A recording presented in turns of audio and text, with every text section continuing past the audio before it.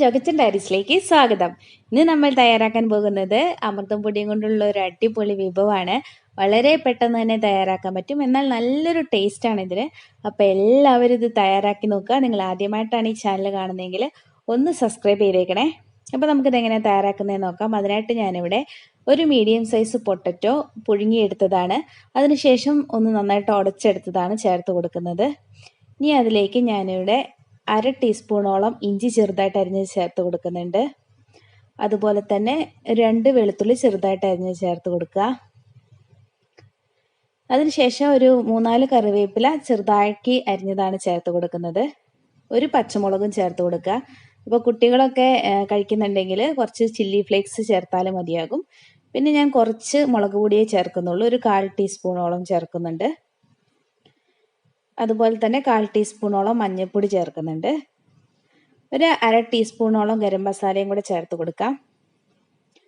ഇനി ആവശ്യമായിട്ടുള്ള ഉപ്പും കൂടെ ചേർത്ത് കൊടുക്കുക. ഇനി ഇതിലേക്ക് ഞാനിവിടെ 1/2 കപ്പ് അമൃതം പൊടിയാണ് ചേർത്ത് കൊടുക്കുന്നത്. പിന്നെ ഒരു 2 സ്പൂൺ ബ്രെഡ് ക്രംസും കൂടെ ചേർത്ത് കൊടുക്കുന്നുണ്ട്. അപ്പം ഞാൻ 1 സ്പൂൺ ഇടുന്നതിൻ്റെ വീഡിയോ എൻ്റെ കയ്യിൽ നിന്ന് മിസ്സായിപ്പോയി. ഇനി എല്ലാം കൂടെ നന്നായിട്ടൊന്ന് ചേർത്ത് ഇളക്കണം. അപ്പം നമ്മുടെ അമൃതം പൊടിയുടെ അളവിൽ വ്യത്യാസം വരും കേട്ടോ. അപ്പം നമ്മൾ എടുക്കുന്ന പൊട്ടറ്റോയുടെ അനുസരിച്ച് ഞാൻ ഇവിടെ കുറച്ചും കൂടെ ഒരു 2 സ്പൂണോളം അമൃതം പൊടിയും കൂടെ ചേർക്കുന്നുണ്ട്. നമുക്കിതിങ്ങനെ പിടിച്ചു നോക്കുമ്പോൾ ഉണ്ട പിടിക്കാനായിട്ട് പറ്റുകയും വേണം. എന്നാൽ കൂടുതൽ നനഞ്ഞിരിക്കുന്നതായിട്ട് തോന്നുകയാണെങ്കിൽ കുറച്ചും കൂടെ പൊടിയിട്ട് കൊടുക്കാം. അങ്ങനെ ഒരു അളവാണ് നമുക്കിതിൽ വേണ്ടത്. ഇപ്പം നമുക്കിത് ഉണ്ട പിടിക്കാനായിട്ട് പറ്റുന്നുണ്ട്. അപ്പം നമുക്ക് ഈ ഒരു അളവിൽ മതിയാകും പൊടിയിട്ട് കൊടുത്തത്. അതിനുശേഷം നമ്മൾ ഇതുപോലെ ചെറിയ ഉരുളകളാക്കിയതിന് ശേഷം ഒന്ന് അമർത്തിയിട്ട് പരത്തി കൊടുക്കുകയാണ്. നമുക്ക് ഏത് ഷേപ്പിൽ വേണമെങ്കിലും നമുക്ക് ഷേപ്പ് ചെയ്തെടുക്കാം. അത് നിങ്ങളുടെ ഇഷ്ടത്തിനനുസരിച്ച് ചെയ്യാവുന്നതാണ്. ഞാനൊരു റെക്റ്റാങ്കിൾ ഷേപ്പിലാണ് ഇത് ഒന്ന് ഷേപ്പ് ചെയ്തെടുക്കുന്നത്. അപ്പം നിങ്ങൾ വിചാരിക്കുന്നുണ്ടാവും, അമൃതം പൊടിയല്ലേ, അതിന് ഇത്തിരി മധുരമില്ലേ, ഇതിൽ ചെയ്താൽ ശരിയാവുമോ, ടേസ്റ്റ് ഉണ്ടാവുമോ എന്നൊന്നും വിചാരിക്കേണ്ട ആവശ്യമില്ല. ചെറിയൊരു മധുരം ഉണ്ടെങ്കിലും ഇത് നല്ലൊരു ടേസ്റ്റ് തന്നെയാണ്. നമുക്ക് വീണ്ടും വീണ്ടും കഴിക്കാൻ തോന്നും, അത്ര ഒരു നല്ല ടേസ്റ്റ് തന്നെയാണ്.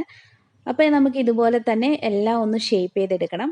അത് നിങ്ങൾക്ക് ഈസി ആവുന്ന പോലെ ഏത് ഷേപ്പ് വേണമെങ്കിലും ചെയ്തെടുക്കാവുന്നതാണ്. അമൃതം പൊടിയുടെ വേറെയും ഞാൻ കുറേ വീഡിയോസ് ഇട്ടിട്ടുണ്ട്, അത് കണ്ടിട്ടില്ലെങ്കിൽ അതും കൂടി ഒന്ന് പോയി കാണണേ. ഇപ്പം ഞാനിവിടെ എല്ലാതും ഷേപ്പ് ചെയ്ത് എടുത്തിട്ടുണ്ട്. ഇനി നിങ്ങൾക്കിത് ഇങ്ങനെ വേണമെങ്കിലും ഒന്ന് ഫ്രൈ ചെയ്തെടുക്കാം. അല്ലെങ്കിൽ ഞാൻ കുറച്ചും കൂടെ നല്ല ടേസ്റ്റ് കിട്ടാൻ വേണ്ടിയിട്ട് ഞാൻ മുട്ടയിലും ബ്രെഡ് ക്രംസിലൊക്കെ മുക്കിയതിന് ശേഷമാണ് ഇതൊന്ന് ഫ്രൈ ചെയ്തെടുക്കുന്നത്. അതിനായിട്ട് ഞാനിവിടെ ഒരു മുട്ട സ്പൂണും കൊണ്ട് നന്നായിട്ടൊന്ന് അടിച്ച് വെച്ചിട്ടുണ്ട്. അതിലേക്ക് ആദ്യം നമ്മുടെ ഷേപ്പ് ചെയ്ത് ഇട്ട് കൊടുത്തതിന് ശേഷം നമ്മൾ ബ്രെഡ് ക്രംസിലേക്ക് ഇട്ട് കൊടുക്കണം. ബ്രെഡ് ക്രംസ് അല്ലെങ്കിൽ നിങ്ങൾക്ക് റസ്ക് പൊടി വേണമെങ്കിലും എടുക്കാവുന്നതാണ്. അപ്പോൾ ബ്രെഡ് നമ്മൾ വീട്ടിൽ തന്നെ നമ്മൾ മിക്സിയിൽ പൊടിച്ചതാണ്. അതൊക്കെ ചെയ്യാനായിട്ട് വളരെ ഈസി തന്നെയാണ്.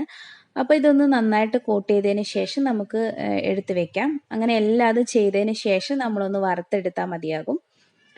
കുട്ടികൾക്കും വലിയവർക്കൊക്കെ ഒരുപോലെ ഇഷ്ടപ്പെടുന്ന ഒരു പലഹാരം തന്നെയാണിത്. ഇപ്പം ഞാനിതെല്ലാം റെഡിയാക്കി എടുത്തിട്ടുണ്ട്. അതിനുശേഷം ഞാനൊരു പാനിലേക്ക് കുറച്ച് എണ്ണ ഒഴിച്ച് കൊടുക്കുകയാണ്.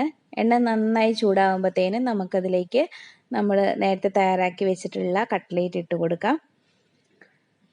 അപ്പോൾ ഇത് ഇട്ട് കൊടുത്തതിന് ശേഷം ഒരു മീഡിയം ഫ്ലെയിമിൽ വെച്ചാൽ മതി. തീ അധികമാണെങ്കിൽ നമ്മൾ പുറമേ ബ്രെഡ് ക്രംസിലൊക്കെ മുക്കിയത് കൊണ്ട് പെട്ടെന്ന് അത് കരിഞ്ഞു പോകും.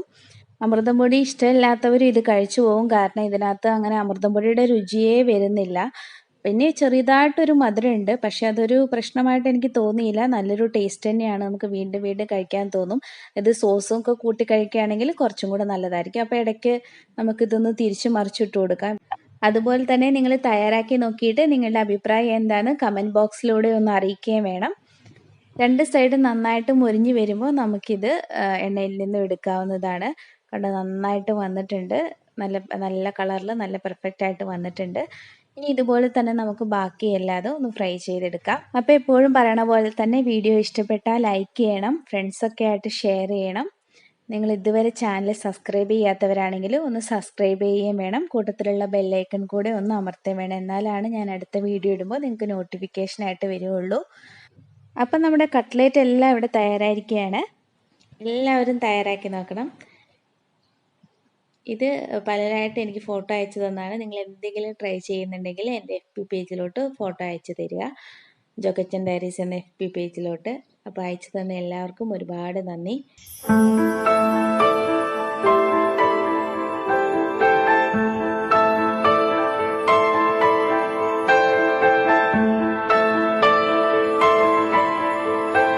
വീഡിയോ എല്ലാവർക്കും ഇഷ്ടപ്പെട്ടു എന്ന് വിചാരിക്കുന്നു. അടുത്ത നല്ല വീഡിയോ ആയിട്ട് വീണ്ടും കാണുന്നവരേക്കും താങ്ക്സ് ഫോർ വാച്ചിങ്.